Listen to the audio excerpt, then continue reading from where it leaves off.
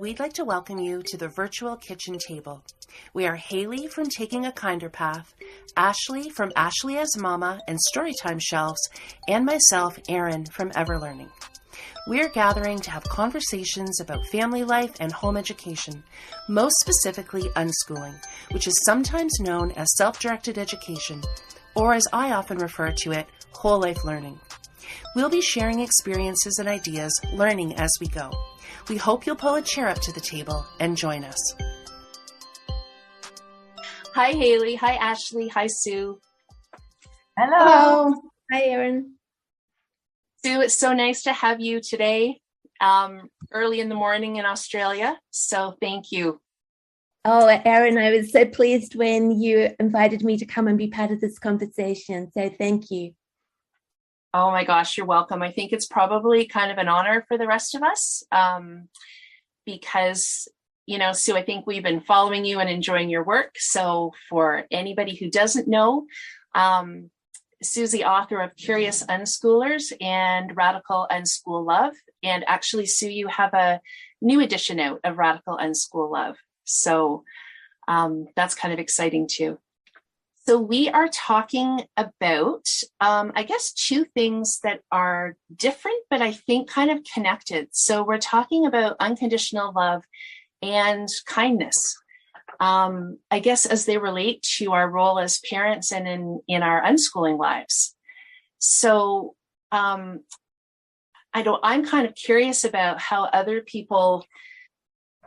I mean, Haley, you have a blog. So Taking a Kinder Path is, right in the title, there's a lot there about kindness. So that's kind of been a big, your focus. And then Sue, Unconditional Love has been such a big part of the writing that you've done on your blog and your podcast. And I should have mentioned that actually as well, Sue, your blog and podcast, both by the name Stories of an Unschooling Family. And for me, I mean, obviously we all want to have unconditional love for our children and we all want to be kind. I hadn't really thought of them in the context of unschooling until I read each of your work, and it just made it a little bit more concrete. Well, a lot more concrete as far as how those pieces fit in. So yeah, I'm just kind of curious how those things came up for other people. I think for me, probably my earliest introduction, although I maybe didn't know it at the time, was through the form of attachment parenting. So I think coming to realize that there was a different way of doing things that, it was already feeling better for me and working better for my kids, but I didn't really know it had a name until I started digging around a little bit and realized there was this thing called attachment parenting, which I know has other names as well, as far as, gentle parenting or connected parenting or whatever. And so for me, that idea of meeting my children's needs and really respecting who they were unconditionally at a young age, and realizing that there were lots of other people doing this, and it didn't mean that my children were going to be spoiled and terrible and all those things because I wasn't creating a more controlled environment. That was probably my first sort of introduction into this kind of idea. But Sue and Haley, it was really the two of you that kind of put those words more solidly in context for me as far as unschooling and parenting. So I don't know. I'm curious for other people how these terms came about in this context. That's so lovely of you to say, Erin. My blog is called Taking a Kinder Path, and I feel like that kind of path bit was the kind of secret sauce, really, when I was learning about respectful parenting. And then, we didn't know anything about home education until I heard about unschooling, which was really cool because that was the first thing I heard about. And it was an American podcaster. The podcast isn't around anymore, but I remember my daughter heard it in the car, and then she looked up home education in the UK to see, and we looked at kind of what the policies and stuff were. But when we were going through the process of learning about all this stuff, it was really, it came together really when I realised that yeah, it was all about kindness. That seemed to be how, yeah, when kindness came into the picture, then everything worked. And that was kind of, and it was really difficult because I feel like, although we all want to be kind, and kindness seems like a really natural thing, and I think it is a natural thing. I think we're driven to connect with other people and be kind. I don't think we're always encouraged to be kind, really, in the world. And I was thinking a lot about all those kind of sayings, like being cruel to be kind, and there's a lot of talk with children of nipping things in the bud, and I kind of feel like for a lot of young parents, although you have this unconditional love for your baby, and you feel that nurturing, and you want to take care of it, there's all these voices from outside that are coming in and making you doubt that a little bit. And things like the whole sleep training and cry it out. There are so many examples that I could think of when I was sat down to think about it, and that just seemed really sad, because I think for me the answer to the question that you gave, Erin, which I think was what's kindness got to do with unschooling, I feel like the answer is everything. Really. Seems like such an important element. Yeah. How about you, Sue, as far as well, I guess the idea of unconditional love, when you began blogging and podcasting and telling your family's stories, was there a point that word sort of came together for you, or that you realized that it really just had so much to do with love and connection and the idea of unconditional love? Yeah, I don't think there was any sort of one point where I said unschooling is about unconditional love. It was sort of like a gradual understanding of what unschooling is all about, and going deeper into it and changing as a person myself. And sometimes, I would stop and say, no, unconditional love has got nothing to do with unschooling. Nobody's talking about unschooling and unconditional love. I've got the wrong idea, because you don't see a lot of people talking about that. So I thought, well, how come I think that this is what unschooling is about when nobody else is talking about it? But it does make sense to me. But what you were saying, Erin, about attachment parenting, yes, that's how I parented my little kids. Years and years ago, William Sears, and we had the paper books. We didn't have the internet, but we all bought the book. Well, I say all. A lot of people in our circle who didn't, and in a lot of ways we were alone in that sort of style of parenting.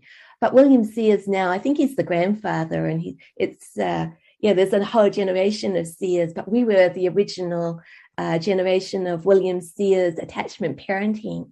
But then when we got to sort of school age, and then what Hayley was saying about all those voices, and then children aren't quite as, they want to be independent, and you don't stop carrying your babies around, and then you get into control issues. Will my children behave when we go out? Will my children tidy up after themselves?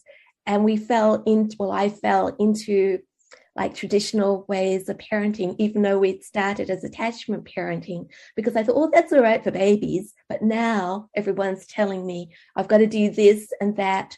Otherwise, my children won't be disciplined. They'll be wild and out of control. And so that's the pathway we went down for a while, until one day I just sort of listened to myself. We were battling, and I was saying things to my kids like, I was criticizing and always on their backs about things. And I thought, I'm not a very nice person, because I listened to myself. Hayley, we had no kind. I was becoming an unkind person. And I thought, well, it's not the sort of person I want to be. And when I started trying to change my own behavior, then that's when we moved from unschooling as just a form of education, letting kids have freedom, and where we started to explore unschooling as radical, or if people don't like that word, but as in terms of unconditional love. I think that's where our journey started there, and I started understanding a bit more about what my kids needed and how I had to love them unconditionally. They were going to become the people that they should be, and if we were going to I don't know, if we're going to avoid all those problems of the past, we've all been, I guess, I don't know, but are we all familiar with parenting mistakes? Probably nobody has had a perfect parenting experience, a childhood experience. And for myself, there were so many things I wanted to avoid, and I could feel myself falling into the patterns of my own parents, and that wasn't acceptable. And that's when I stopped and said, I can't be that person. How can I be more loving, kind, give my kids what they need? And that's when we started exploring unschooling as far as unconditional love. But it was so gradual that I didn't you look back and think, wow, we've changed. We've been doing things so totally differently. It wasn't as if we adopted a philosophy or read something and said, oh, look, I like the sound of this, I'm going to try that. It didn't happen that way. It just one step at a time, trying to be better people and give our kids what we needed. And suddenly we found ourselves down the track, and I'm a good one for sitting there and pondering and thinking, how did we get here and what is important? And then I started writing about it and exploring ideas. And yes, it's, I think, a different approach to unschooling than a lot of people think. People think unschooling, and a lot of people think, irresponsible, or how will kids learn to do this or that, or it's all right for education, but what about parenting? But nobody says unconditional love. That's not the first word that goes into people's heads, but it's become the first word that I think of. Yeah. How about you, Ashley? Can you think of kind of how it kind of resonates for you, either of those words or maybe both together? Yeah, absolutely. I've thought a lot about it, and it's very similar to what I think each of you have shared so far. It was funny because actually maybe about a year ago, so we're only, I don't know, what are we, 2 or 3 years into this with our guys, and maybe about a year ago, I remember somehow making that like obvious connection, how I like what you were saying, Erin, attachment parenting, peaceful parenting, gentle parenting. There's all these terms for it, but we kind of fell into attachment parenting when our oldest was born, and we were down that path. And so that was very normal and natural for us, and just felt right in listening to our gut, having to block out all those things that Haley, you had mentioned, and just listening to your gut as best as you could. But about a year ago, I was like, wait a second. Nobody told me that there was this, like, that this was going to happen, that we were probably going to end up unschooling, because I just had this moment of like connection. Like, it makes so much sense that, when you are someone who values parenting with respect, it makes sense that respect for your children, you want that to continue in all areas of their lives. So I just had this moment of, like, of course we're doing this, even though I didn't even know what unschooling was. Until we were honestly unschooling before I had heard the term. So it was interesting. I remember messaging a couple like online friends who are in the unschooling community saying, you didn't give me a heads up. Like, I didn't realize that this was likely going to happen. And obviously there's lots of families out there who gentle parent who are not unschooling. So I'm not saying that that's always the way it works. But to me, when I look back now at our journey and our story and the process we've been through from when our guys were really little, it just makes sense that once they got to the age where school came into play, that we still wanted to put relationship first. We didn't want that to change. And it was really my oldest, who was grade 1, who I mean, I've shared a little bit with you guys about how that started for us, where he kind of led us down the path of unschooling, but he led us down, he was the one who we started attachment parenting with. And yeah, that just treating, I love the words unconditional and kindness. I always find like respect is one that just always pops out to me when I think about those things. Just treating our children the way we want to be treated, treating them the way we treat other family members or close friends. And then when they go out into the world, having the expectation from others that they're respected by them, which gets, that can get tricky. So yeah, I think about that a lot, how to me, they're very much intertwined. They're very much together. And it makes a lot of sense that when, you want to put relationship first when it comes to your children. I think a lot of us have been wanting and trying to do that from day one when they were really little. And now that they're older and school age, it makes sense that we want to continue to do that, which looks different for lots of people. But yeah, and I do want to say too quickly, because I appreciate so much your work, the three of you, and there's others too out there who, if it wasn't for people like you who share your journey and the process and the experience, it was for me, it was reading all of that, the blogs, listening to the podcast, that was just it still is such a big part of the process for me. And I can't imagine, I mean, I still probably have on the bookshelf, William Sears. I had some books, but yeah, the communities now online and stuff, and getting to connect with people who, that's important to them, that unconditional love and respectful parenting and unschooling. I feel like very grateful, because I feel like I've been able to maybe even fast track a little bit. So I appreciate all the work you guys have all done.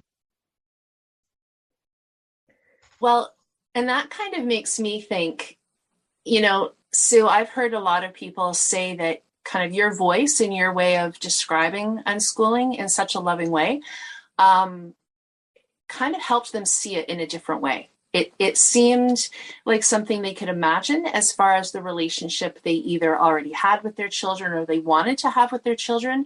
I mean, I think there's a lot of benefit to all the scientific information we get about learning. And I mean, that's all really great.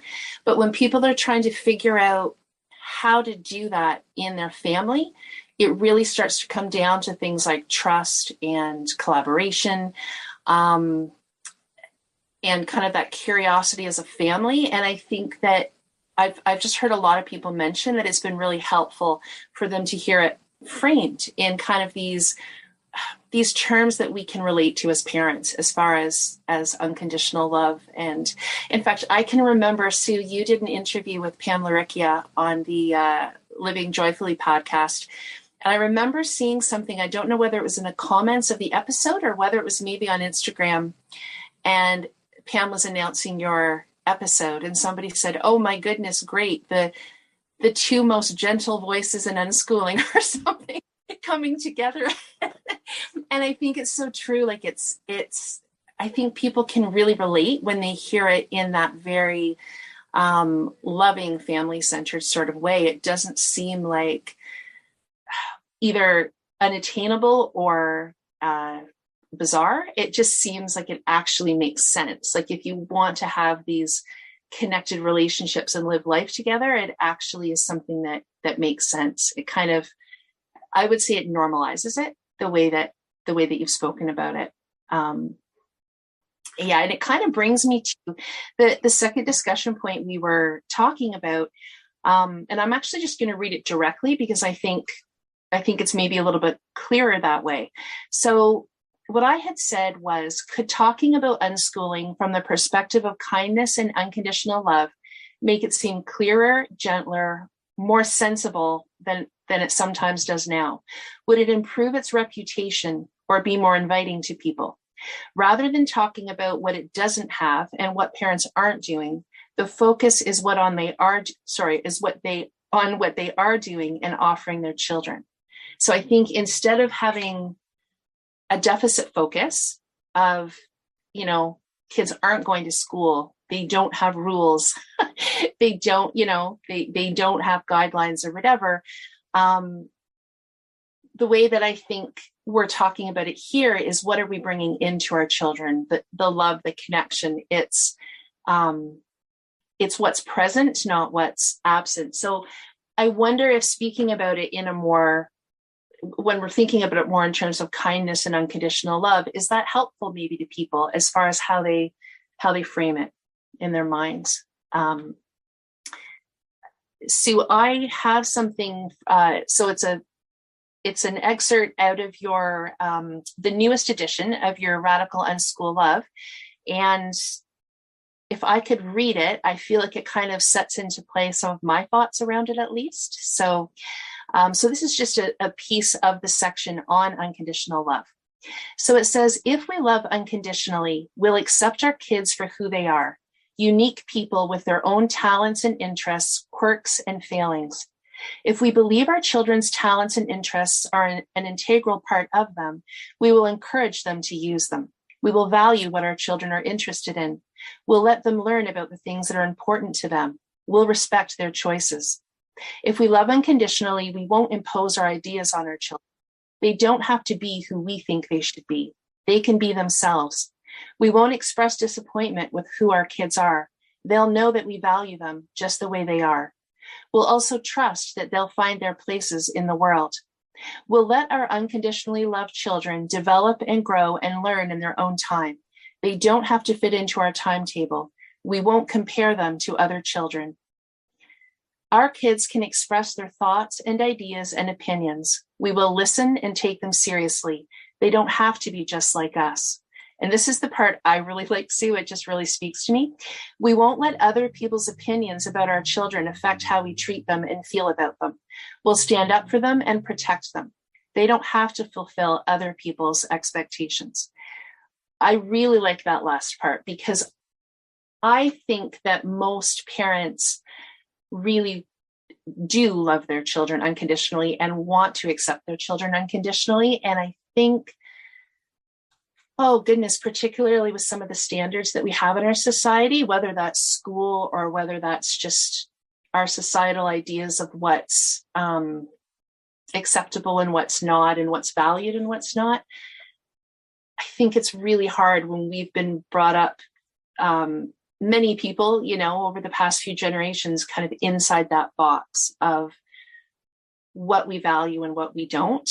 I think it takes a lot of work to get to that last part about just really accepting our children unconditionally, regardless of those outside voices. So that piece spoke to me. I don't know about anybody else, but that's been where the work has been for me. I think that's why I'm saying that. So, yeah. I sometimes wonder, like when we talk about unconditional love and link it to unschooling, then people might think, oh, well, you think you love your kids unconditionally, but we're not unschoolers. Are you saying we don't love our kids unconditionally? And that's a really hard point because a lot of parents aren't respecting and accepting their kids, but they would say, oh, but I love my children unconditionally. And I was talking about this in a podcast with my daughter, Sophie, a few years ago. She was a teenager. And she said, parents can say they love their kids unconditionally, but unless the child feels loved unconditionally, then there's a problem, which I thought was very insightful, that we have to feel accepted and loved and valued and respected. It doesn't matter if the other person says, I'm doing all that, but the child has to feel that way. And that sometimes with all these pressures that people have, and I've done it. I mean, I've written about it many times, all the mistakes I made, all the times that I listened to somebody else and didn't listen to my kids. And now I have the value of hindsight. I can look back and I can think, oh, wow, that was a terrible thing to do. And because my kids are older, I'm older, I have more courage. And even now, people still have expectations about my kids and what their careers are and how they're dressing and where they're living and their life goals and all that. But it doesn't bother me in the slightest now. I can just say, hey, as long as that's what they want to do, that's fine. And I can stand up for them. But I never stood up for my kids enough as they were growing up. And I think how sad it is that we put other people's opinions ahead of our kids. We want to be accepted. We want to look good in their eyes, whatever. We want to be part of the circle. And we're willing to put those people ahead of our children. And those people will not be with us forever. And I look back and think about when my kids were smaller and the things I did. And those friends I had, I don't know where they are anymore. They've gone. They probably don't even remember me, except they probably think, vaguely, do you remember that woman who was always running around cleaning up her house and didn't spend time with her kids? So the one with the really clean floor. And I think, do I want to be remembered as the mother with a really clean floor or the mother who loved her kids? And so being older, I can see where I went wrong. But I also think, I don't know if you're finding this, Erin and Haley, that it doesn't matter where you stop and change. Even if your kids are older, it's still worthwhile. That even if you've had a bad relationship with your kids and been battling with them, and they're now teenagers or young adults, you can still start changing yourself and the way you react to your kids and get back onto a level where you are showing them unconditional love and relating to them as they deserve. And there's a whole future ahead. So all those mistakes we made, we learn from them, but it's not too late. Do you find that, Haley, with your children? I don't know. I'm not saying you ever made mistakes like me, but if you're talking to other people who, like people sometimes say to me, is it too late to unschool? My children are teenagers. Some of my children are young adults. And I think, no, it's not too late at all, because unschooling really is the way you live your life, not just the way you're going to bring up your kids until they're 18. Yeah. It affects your whole life. Well, first of all, Sue, I'm still making mistakes. So, I mean, we're all still learning, aren't we? Definitely. Yeah, even I am. I'm not saying even I am. I mean, despite what I said about looking back and have learning from it, despite saying that, yes, I still make mistakes because there's always something more to learn. Yeah, definitely. And I know I've come a long way. And I think sometimes we have to recognize that we have come a long way and not belittle where we are, because we don't want to discourage ourselves. We can look back and say, yes, we have come a long way, but yes, we still make mistakes because we're human. And unfortunately, kids keep changing. The circumstances keep changing, and you think, wow, I've got a new challenge here to face. And we don't always have the answers for every single situation, for every single child in our lives, do we? And we're going to make mistakes. But I think I want to say is that unschooling has been such a gift. And I'm so glad we found our way here and got the courage to leave the pathway, the norm, the traditional pathway, because I can see we have come so far. It's like I'm thankful, not saying, hey, I've done a great job. What I'm saying is I'm thankful that we found unschooling and had the support and encouragement and kept going. And I look back and think our lives would be so totally different if we had listened to other people, if we hadn't even heard of unschooling. That I don't see how that could have happened, but because we heard about it when my first child was 5. But yeah, it's something to be grateful for, I think. And that's what I want to pass on to other people. It's probably why you write to Haley, that you feel so grateful for what we have and what we've discovered, that we want other people, especially when you see people having problems with their kids, and you want to pass on not to say, let's do things like I've done them, but just pass on some of what we've learned. Yeah, and I think your work is beautiful, Sue, and it has definitely been a support for me. And the same with your blog, Erin, as well. It's just like you said, actually having those voices is so important, isn't it? And like you said, Sue, we're always learning, aren't we? We've always got more to learn. And when you describe it, it just sounds so idyllic, and we all know that it obviously isn't idyllic. It's life, and just because we're unschooling doesn't make everything suddenly perfect. Everybody's still living their life and having issues, and we're having to and we're having, like you say, people are changing, and we're having to learn and adapt. But that whole thing about how beautiful it is when we talk about unconditional love and kindness makes me think sometimes, well, why isn't everybody unschooling?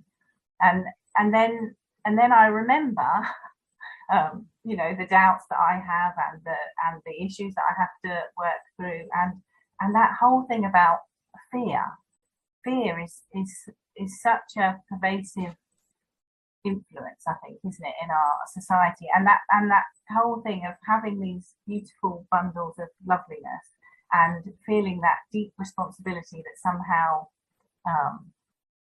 this is all on you. And obviously, we know that it isn't all on us, and that our children obviously are. I mean, that's a big element of unschooling. We learn to trust, and we learn to respect our children as individuals in their own right. They're not just a part of us or a reflection of us. But I think that whole thing about them, about the fear, I think so many of us do carry around so much fear and so much hurt and so many models from when we were younger, that it's really hard to, even though all this sounds wonderful, it's really hard to make that leap. And even when you make that leap, there's still so much more work to be done, isn't there? And I think I was thinking about what you said, Erin, about framing it in terms of unconditional love and kindness. Would that somehow make it more appealing? And I kind of feel like sometimes it works the other way, that people are concerned that too much kindness isn't going to be good for our kids, that we're going to ruin them, and it's kind of got associations with the whole idea of permissive parenting and abandoning our children kind of to their own devices. And I think that's so much not what any of our experience of unschooling is at all. But in terms of a public perception, I think sometimes it's not. I wish it wasn't the case, but I feel like sometimes it's seen as, it's a flaw in the marketing of unschooling. Not that anybody's marketing it, but do you see what I mean? Yeah, I definitely do, Haley. And I mean, I think I've talked about this before somewhere. I can't remember if I've written about it or exactly where, but an example that always comes to my mind is how surprised a lot of customers on my kids' paper routes were when I would be out with them. And just some of the comments we would get, whose paper route is this anyway? People would say, or they'd say, oh, you're so lucky to have your mom out here helping you. And it wasn't that I was out there all the time.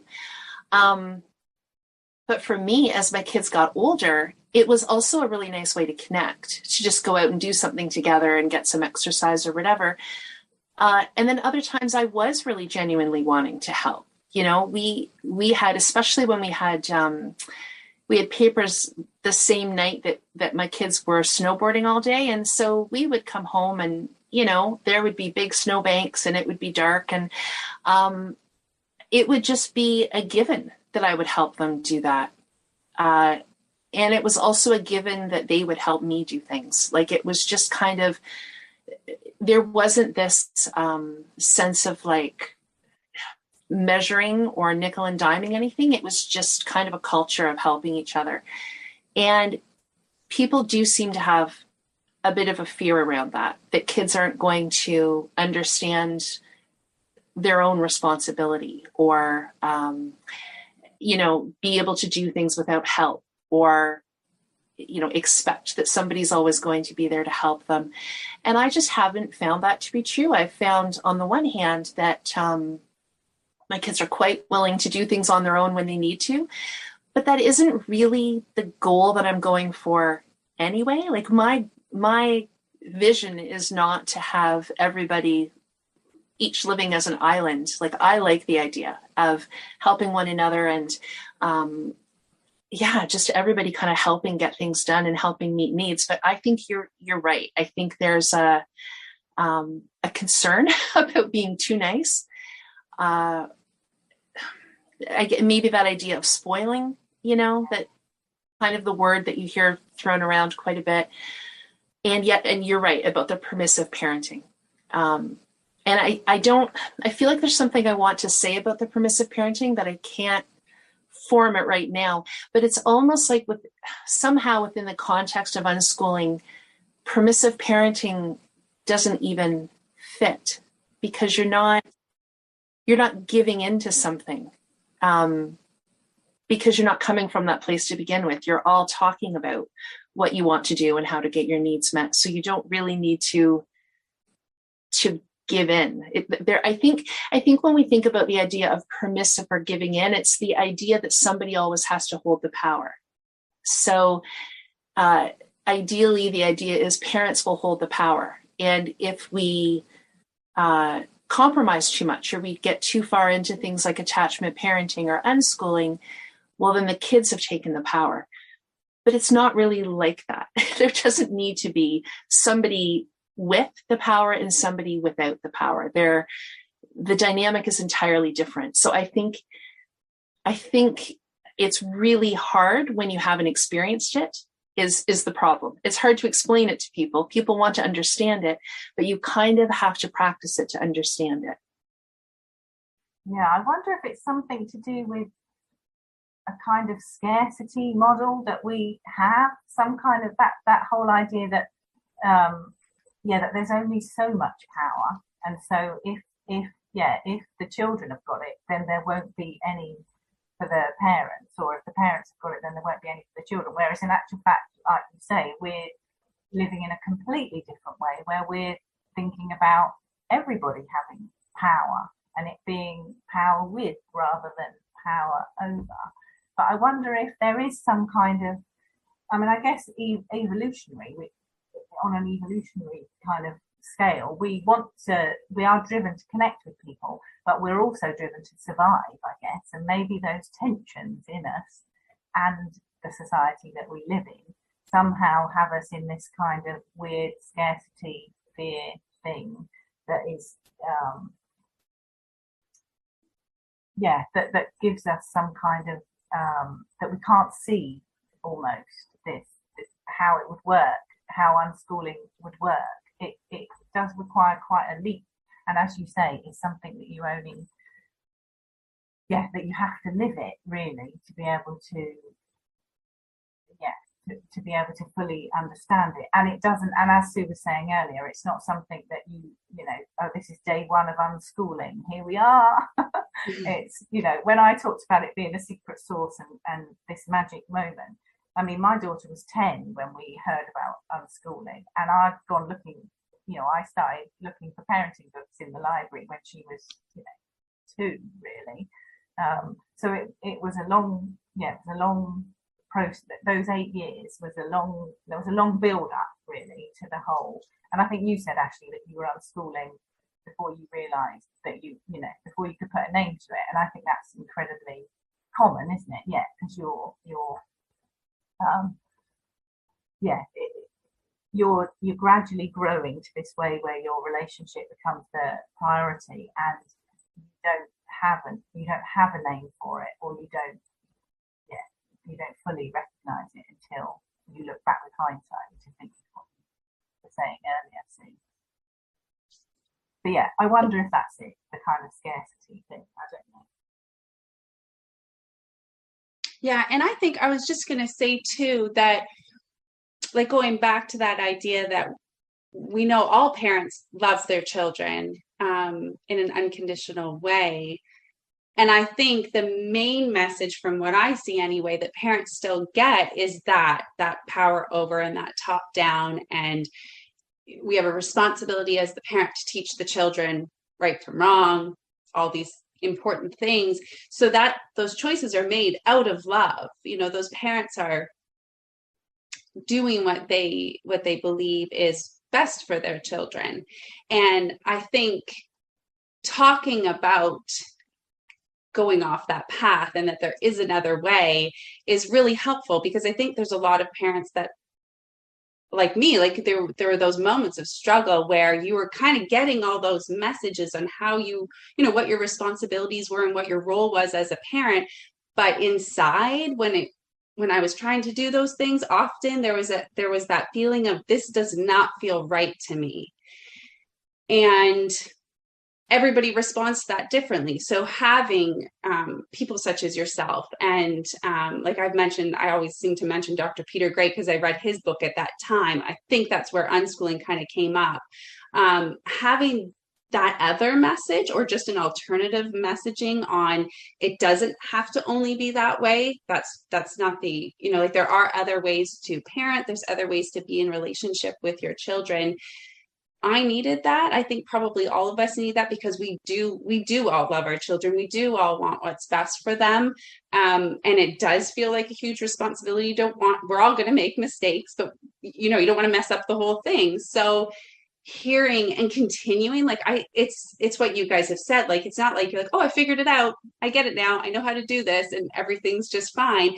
It's such a process. So it's having these conversations. It's like, I'm still listening to the podcast. I'm still looking for the next book to read, because it's not in your face, right? Like the mainstream parenting and the traditional school, that's there everywhere you look. And if that's not feeling right, then it becomes a bit of a struggle and a challenge. And so for me, spending the time to question those things and think about like how I was raised and why that was, and, you know, the results of that, and, you know, the type of parent I want to be, and the relationship with my children and as a family, it's not about us having the power. It's about relationship and connection, and how do we want to live together, which unschooling allows for that, I guess. So it just makes sense. But when I first heard the term unschooling, even though I don't remember exactly where it was, I do remember like it comes to like radical unschooling. They have no bedtimes. I remember that one really stuck out to me. And my guys would have been like really little still. And I was like, oh my gosh, like no bedtime. Like bedtime's such a thing at our house.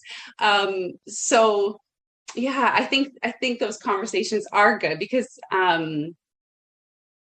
not having bedtimes is part of it for some families, and not for others. Like that's just such a small little thing. Like that's not what unschooling is. It's not about having no rules. It's really about, that shared power, or whatever you want to call it.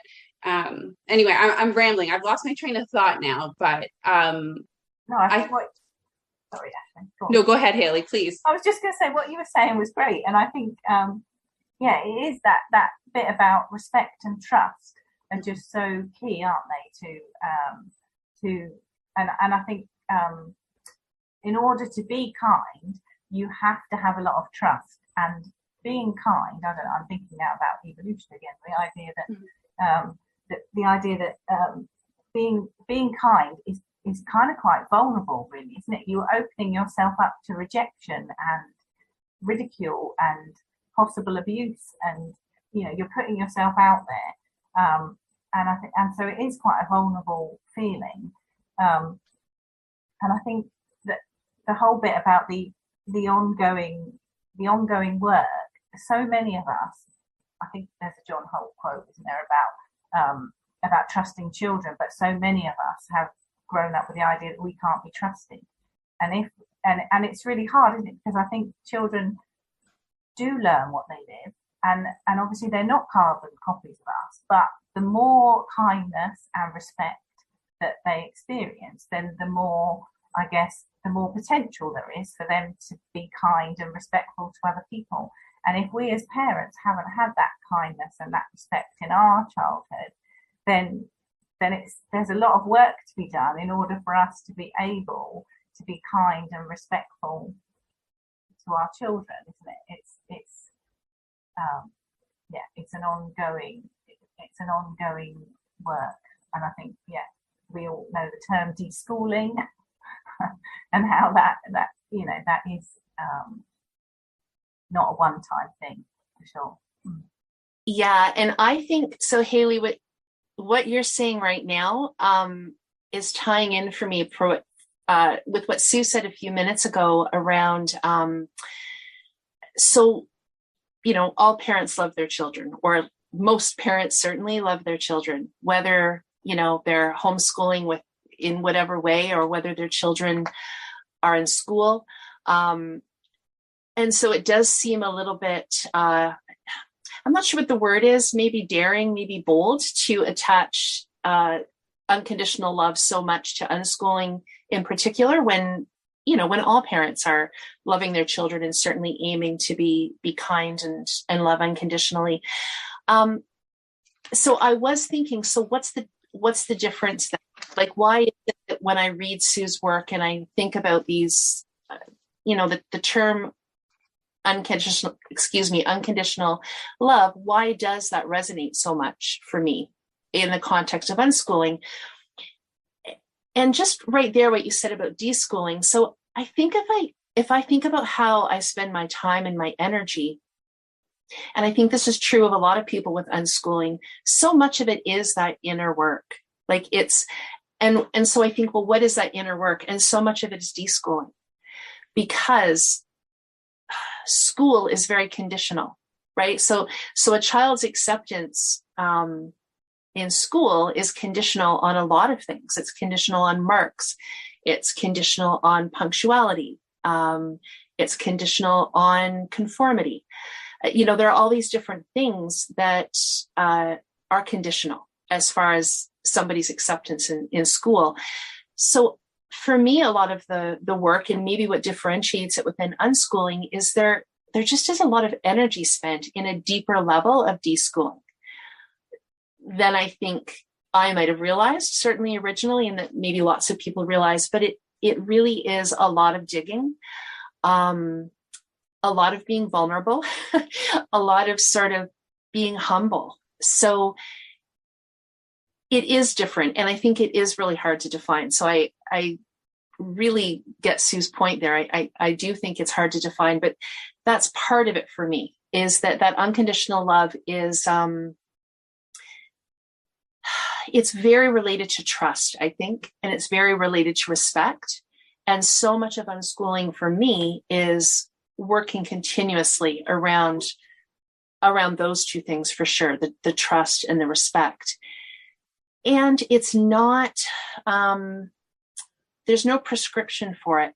You're just always kind of working at those connections within your own family. And so I think if I was a school parent, all the energy that I would maybe be putting into being involved in the school or interviews, or, kind of helping my child with school.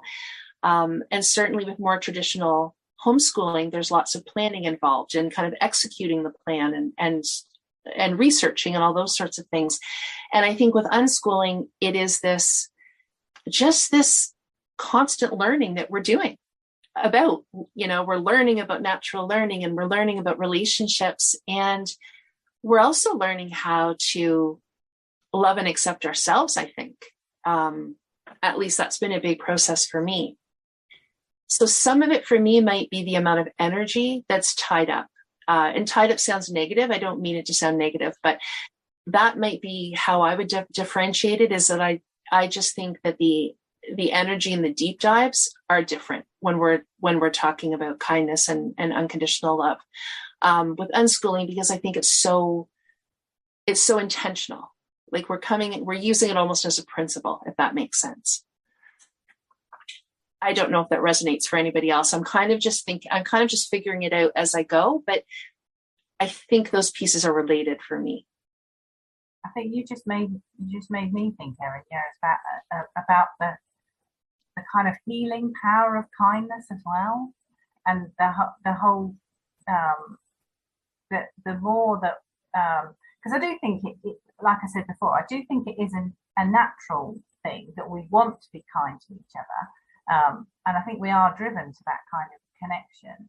But for some reason, there are things holding us back. But it's almost like getting on a bike again after you haven't been on one for ages, and it kind of builds momentum. And the more that you're kind to other people, then the more you can be kind to yourself. I heard something recently. Somebody said about, I can't remember exactly how they said it, but the voice that you use when you're speaking to other people is often the voice that you use when you're talking to yourself.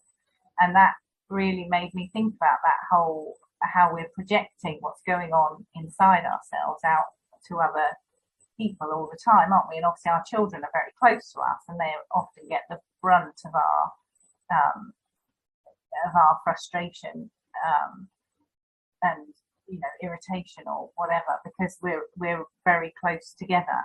And one of the beautiful things for me about unschooling, I think, has been that healing element, that it's given me, as you say, Erin, so much time and so much work spent on thinking about my relationship with my children has also made me think about my relationship with myself, and that's been quite a healing process, I think. We've stopped on that profound statement, Hayley. But I do think that unschooling is about both parents and children, isn't it? Where homeschooling is about children, whereas unschooling is more about the way we live our lives together and how we're all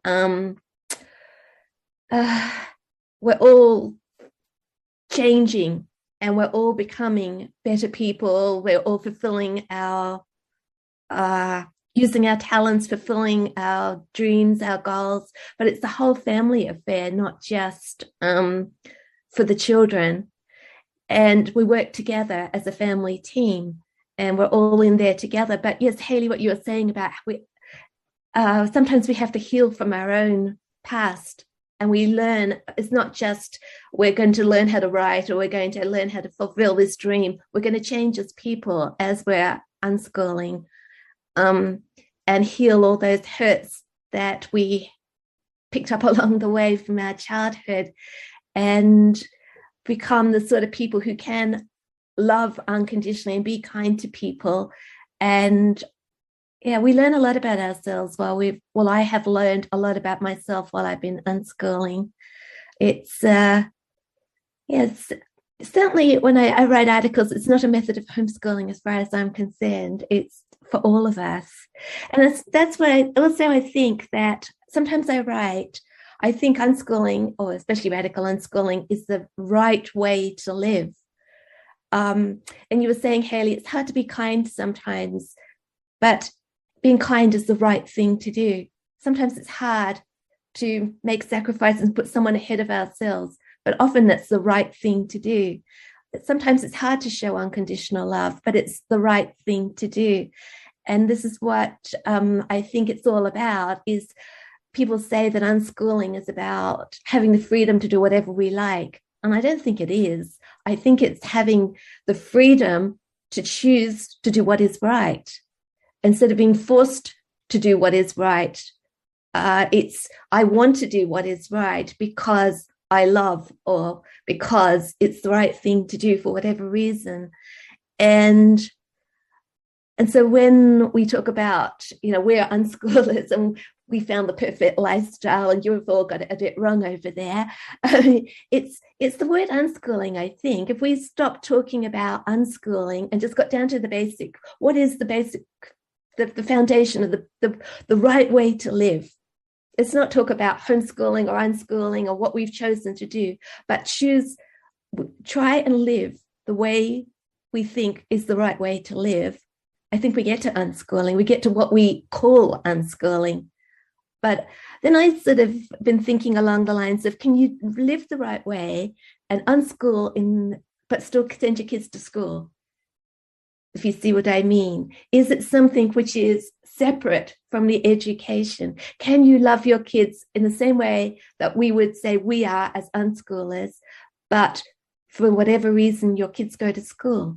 And I've come to the conclusion that it would be very sad if we can't do that, especially for the friends I have who legally aren't allowed to homeschool. And you think, well, you'll never have that nice relationship with your kids. And that's not true, is it? That you can partner on, even if you go to school or make different decisions to what we're doing, you can still have that connection with your kids, still respect them, still stand up for them in school situations, still be friends, still love them unconditionally. And harder, I think, because you're going to come up against more people who've got more expectations of your child. But is it something really that everybody can do, regardless of how we think of homeschooling? Yeah, I think that's such a valuable point to make, Sue, for a lot of different reasons. It's not really about unschooling. That's just, what we call it. And a lot of people are in a situation where they can't unschool. Or I'm even thinking about like homeschool families who have, like where we are, we're kind of just free to do what we want to do. But there's other places where you're allowed to home educate, but there's reporting and whatnot that they need to do. And I agree with you 100%. And the other thing I was thinking about too is the families who have, you hear about this, right? Like they have a child who has unschooled maybe their whole way through or for a number of years, and then they want to go to school. Well, what does that look like? And I think exactly what you said. It's 100% possible. I don't know exactly what that would look like. Maybe, I'm sure it comes with different challenges, like lots of things. But it's not about school. It's not even just about learning. It's about how you live and how you partner with your kids and how you choose to have a relationship with them. So regardless of whether, like, whatever their education looks like, I agree 100%. It's still totally possible to kind of live that unschooling lifestyle, I guess. Yeah, because we can all love people and we can all forgive mistakes and we can all turn around and try and be better people and all that. And we can all, that doesn't depend on how we've decided to homeschool our children, does it? Though I think we do have it a lot easier because we can limit the amount of exposure to outside expectations. I think that the more people involved in our kids' lives, like school teachers, my husband's a school teacher, so I'm never down on school teachers, but school teachers have expectations. And but I also think, knowing my husband, and the amount of expectations on a child at school is less than people think. You know, in ours here, kids don't have to do homework. And it's not a requirement. It's a requirement for the teacher to set the homework. It's not a requirement for the kids to do it. But of course, none of the parents look at it like that. They all get on their kids' back. You got to do your homework. But just imagine if you brought the homework and you looked at it and thought, well, that's not relevant. I'll go and do something else with my child. Let's spend the time doing something I feel is more important. And in that way, you would be looking at the needs of your child, but you would still be in the school system as such. I don't really know, because it's something that I've thought about, but not thought deeply enough because I'm not in that situation. It's just, I don't know if Aaron and Haley, if you ever get asked that, can people say, well, I'd love to unschool, but I can't. I've got to work. It's legally not possible, whatever. And you're so lucky. And my heart just goes out to them. I think, yes, I'm fortunate, but surely there's something that we could pass on, encourage people to do, that it's not all just about us having our kids home all the time. Surely it's more than that. And we can see that with our adult children. They're not home with us, but we can still relate to them in an unschooling way, and encourage and support and listen to their opinions and all that. So it's not confined to those years. So I'm just sort of thinking about that maybe there's more than one situation where we could be talking about unconditional love, but not necessarily unschooling. No, I agree, Sue. And it's funny what you were saying about homework, because when we heard about unschooling and we heard about home ed, and my daughter was doing lots of research, and I was doing lots of research, and we were doing lots of soul searching about, is this a good thing to do, and asking lots of questions of our pondering so many things. And one of the things that we did let go of in that last year of school was homework. And it was because at the same time I read a book by Alfie Kohn about the homework myth, and and that kind of made me think about, and I was working in education myself at the time, and it really, it kind of made me question all those things. And so homework was something that I remember saying to my kids, well, you don't have to do it. And we talked about ways around that, ways of me doing it with them, or me saying, letting the teacher know that they were reading a different book, or that they'd done something, they'd done an alternative, or just not saying anything. And funnily enough, Sue, I remember there were certain teachers who, they didn't seem to have any investment in the homework at all once they'd given it out. Once they'd done that bit, then that was done, and they weren't. And I remember that the injustice of it. I remember one of my daughters being really, when she was conscientiously doing her homework, and then the teachers weren't bothered about it. Obviously, that was really upsetting. But I agree. I think it is all about relationships. That is so key, really. And you're right, Sue, that whole thing, now having adult children and seeing how that works, but also being, I don't have any parents that are alive, but obviously I know plenty of other people who do have parents, and I see the differences in relationships between lots of other adults and their parents. And it's such a shame that fear and those expectations of other people, and that pressure still seems to be a big part of lots of people's adult relationships with their parents. And it's such a shame, isn't it? It's so sad when you know that it could be that way. Yeah, so much just came up for me between what all three of you were saying, and the first thing being that so one of my kids did choose to go to school for his last couple of years of high school, and I do think that the way that we thought of things and just kind of the general, I guess, energy of the way we went about it was quite different, because I wasn't and I know to some people this would maybe sound like not a good thing, but I wasn't invested in certain outcomes. It was a choice that he made to go. And I do think it's possible to continue to hold those same values. Sue, as you mentioned, it can't all be attached just to whether our kids are home with us or whether they're in school. For me, I did find, I don't think we had quite the flexibility that you're describing, Haley, or that Sue, that you're describing from Andy's school. I did find it a real pull between, oh goodness, I don't know, even just to come out for a day to go snowboarding or something like that. It was kind of tricky at times.